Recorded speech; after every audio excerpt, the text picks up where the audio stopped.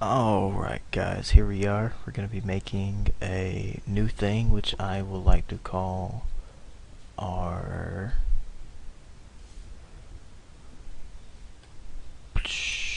wrong color, our blue prints, basically with our blueprints, I'm basically going to be giving us a blueprint of boss fights that are going to be upcoming and whatever raid content we're going to be doing at the time. Right now with 4.3 about to come out with Dragon Soul, we're going to start with 4.3, and of course we're going to start with the first boss. We're not going to start anything big, we're just going to start simple, give this a trial run, see how this works out. Hopefully it works out well, and make something of it, because definitely we can get some progression going and get a nice work going. But just to start things off, we're going to start with the first boss. Is going to be Morchok. Pretty cool guy, you know, nothing special. Big elemental dude. We'll start off with him. He's going to be, we'll just have him in the middle, right here, big dot guy. Okay, just an illustration of the fight, just to have everybody that knows the abilities of the fight, knows what's going on, so we can definitely just get moving through it quick, clear the content quick, and move on to do bigger and better things later on a lot faster, just because going into the fight, knowing what's going on beforehand is going to help us out a lot. Okay, but back to the thing. We have Morchok here, big red guy. He has a few abilities when we first pull that we need to worry about as a raid group. One of them is going to be a stomp. Normal boss strat, you have your two tanks in the front, and then you have your raid in the back over here. And basically with that happening, he's going to do a stomp. With the stomp ability happening, it's going to do stomp, just to kind of give us a checklist, make sure we're hitting everything. With the stomp ability, it's going to go ahead and hit us all, anyone in the raid. It's going to split 500,000 damage among the raid. The two closest people, which of course needs to be your tanks, they need to be the closest to him, are going to take double the amount of damage that's going to be split. So essentially about 100k damage. Obviously you can probably use a cooldown, because that would be cool, and now that's not looking like something appropriate for tanks closer to the boss. Okay, that's not even better, but okay, but we get the idea there. Okay, so tanks closest to the boss to deal with stomps. Raid is going to be stacked up behind it. They need to be as far away they can, just in case, you know, your tanks are being retarded. Tanks right there. There we go. Raid needs to be right on what we'll like to call our melee line. That's our line where melee can hit, but they're on the corner of the hitbox. That's the hitbox line right there. There you go. That's better. So you want them far enough back so they're not going to take the double, and the tanks need to be closer so they will take the double the amount of damage. Another thing that the tanks will need to be worrying about is a stack that's going to be applied to them. Every time that the stack is going to be hit upon them, it's going to take away some of their armor. 10% to be exact. Let me get a different color. So he has a stack, he has a stack, he has a stack. That's 3 stacks. This tank taunts, he gets a stack, he gets a stack, he gets another stack. By then, this tank's stacks should be falling off. Once they're all fallen off and good and dandy, then definitely everything be good, and then this tank taunts, and so on and so forth until the big ugly guy dies. Well, not exactly, because there's other mechanics to the fight, but that's what the tanks need to be focusing on. Okay. I'm gonna get picky here. Oh, Okay, there we go. But 2 tanks closest, yada yada yada. That's the stomp. Another thing, that's what tanks need to worry about. Basically, what you're going to be worried about all for first phase. It's really a one-phase fight, and with the transition, a lot of other guilds will call it a phase 2, but I wouldn't even call it that. It's a transition. At that, maybe not even a transition. It's a rest period. It's a rest period. That's all it is. It's a rest period. Yeah. Okay, but what's gonna happen is, let's do this color. What's gonna happen is, every now and then you're gonna get a crystal that spawns. Crystal. This is crystal. 10-man mode, you're only gonna get 1 crystal, so don't worry about it. Actually, 25-man mode, you're only gonna get 1 crystal also, but whatever. When that happens, these people, these green people right here, 3 of you. 1, wrong color.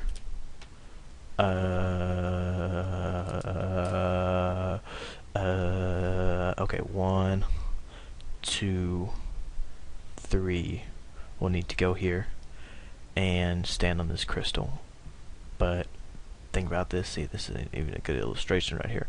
These 3 people need to be on top of thy crystal. They need to be on top of it. Reason for that, the closer you are to the crystal, the less amount of damage you're going to take with the crystal. It's going to be split just like the stomp. You're still going to be within 25 yards helping with the stomp. Don't worry about that. That could be an issue at times, but I don't think we're going to need to worry about it at all. Get on top of the crystal. The farther you're away, the more damage you're going to take, but it's only going to affect 3 people, and it's going to affect 3 nearest people, so this raid doesn't need to worry about anything of it happening. Only these people need to worry about anything. As long as they're right on top of it, they'll be fine. Healers need to be watching them, but also watching your tanks at the same time, because they're still going to be taking stacks during this phase. Once that's said and over, it's going to explode and do damage. Of course, the closer the better, less to worry about. And then that raid will go back. That group will go back to the stack point, which is probably going to be right behind the boss. 2 tanks in the front, of course.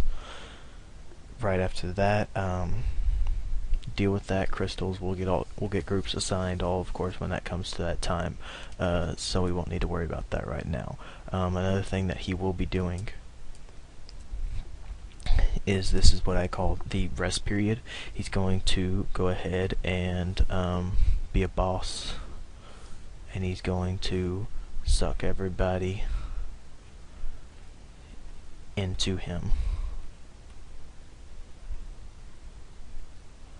Yes, he's going to suck everybody towards him.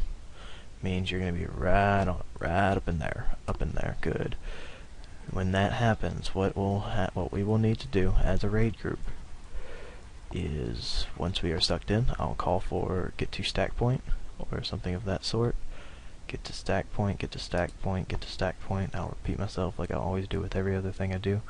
So here we go, we get our suck in. We're all sucked in right here on the big blob we call stack point.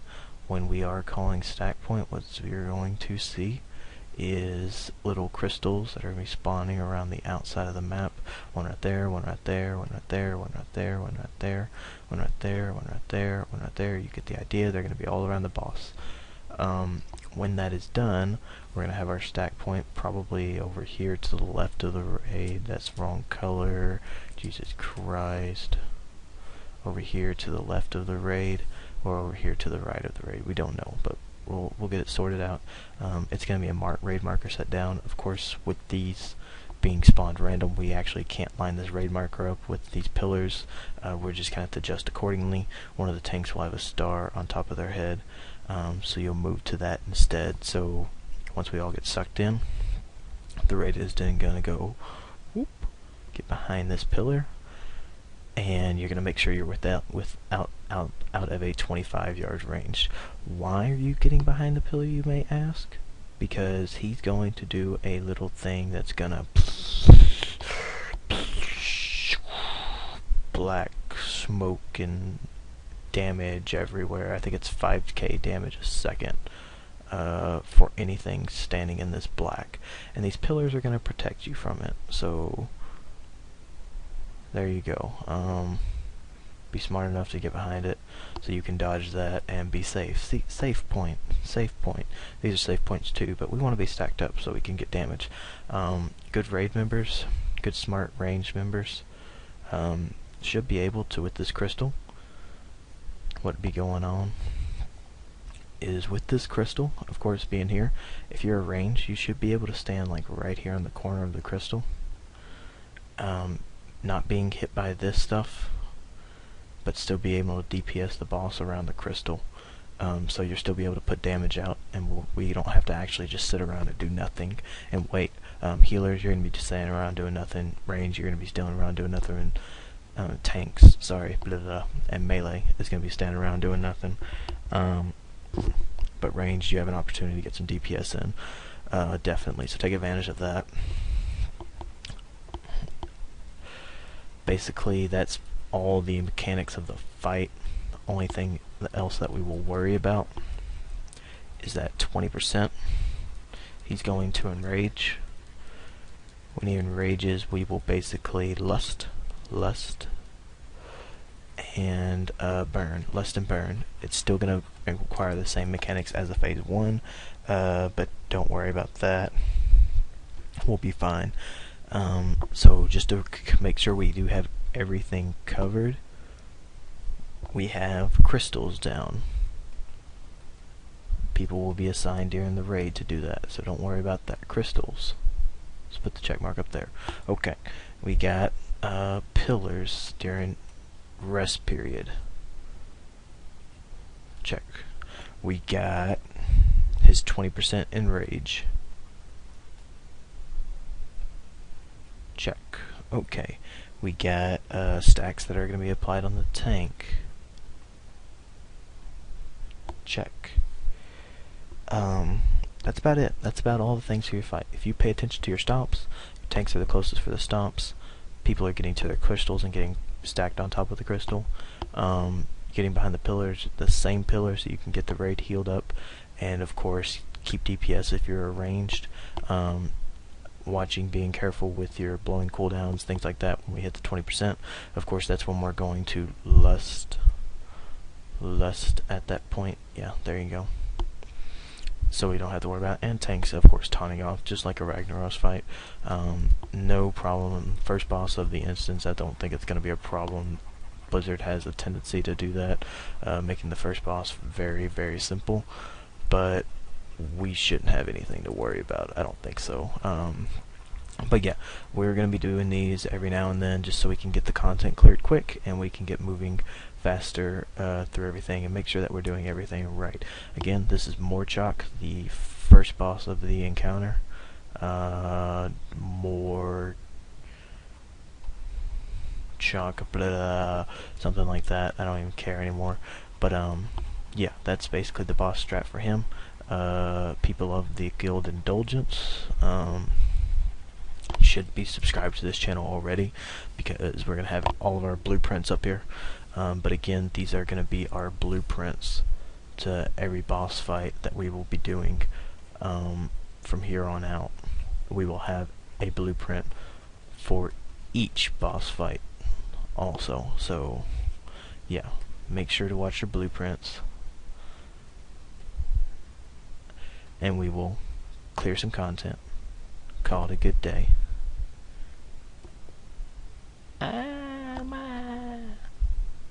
Yeah, okay. But you get the idea. Blueprints, that's what they're called. They're nothing like a real blueprint, but we're calling them blueprints because that sounds cool. Alright.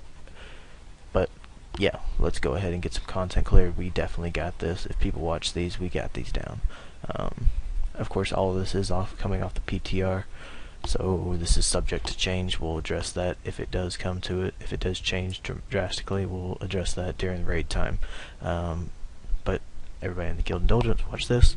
We'll clear some content, get some good things. Anybody else that's not in the guild watching this, you're welcome, because I just gave you basically every mechanic of the fight. I told you how to handle it also, instead of just, you know, other videos where they just give you this is what happens. Deal with it. You're away. But whatever. Okay. Peace out. Bye-bye. Let indulgence live on.